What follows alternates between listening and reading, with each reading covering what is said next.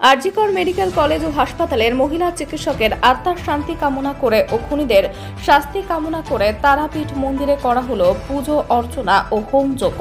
আজ দুপুরে মা তারার মন্দিরে গর্ভগৃহের সামনে এই হোম যজ্ঞ শুরু হয়। এদিন বিশেষ হোম যজ্ঞ অনুষ্ঠানে উপস্থিত ছিলেন এলাকার মহিলা ও পুরুষেরা। হোম যজ্ঞের সামিল হলেন তারাপীঠ মন্দিরে পুজো দিতে আসা পূর্ণার্থীরাও। গত 9 আগস্ট কলকাতার আরজিকর মেডিকেল কলেজ ও হাসপাতাল থেকে উদ্ধার হয় এক মহিলা চিকিৎসকের মৃতদেহ। সেই ঘটনার আজ 1 মাস পূর্ণ। সেই দিনটি মাথায় রেখে আজ তারাপীঠ মন্দিরে মা তারার কাছে হোম যজ্ঞের আয়োজন করা হয়েছে। আয়োজকদের দাবি, তারাপীঠ সিদ্ধপীঠ, এখানে মা তারা অধিষ্ঠাত্রী দেবী।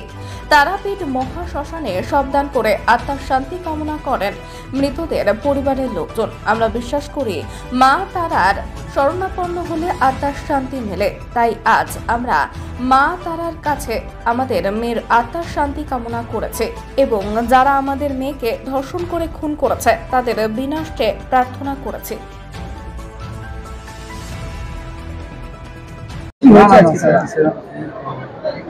আজকে গত 9 আগস্ট আরজিকরের ঘটনা, সেই আমাদের অভয়া বোনকে যেভাবে নির্মমভাবে মেরে দেওয়া হলো, 1 মাস পেরিয়ে গেল, আজ 30 দিন পুরো হলো, তারপরে এখনো বিচার কিন্তু অধরা হয়ে আছে।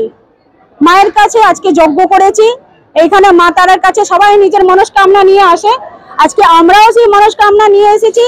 মা সেই বোনের আত্মাকে শান্তি দিক, আর যারা এই দোষী আছে, যারা তাকে এইভাবে হত্যা করেছে, তার সঙ্গে যারা যুক্ত আছে, তারা যেন শাস্তি পাক।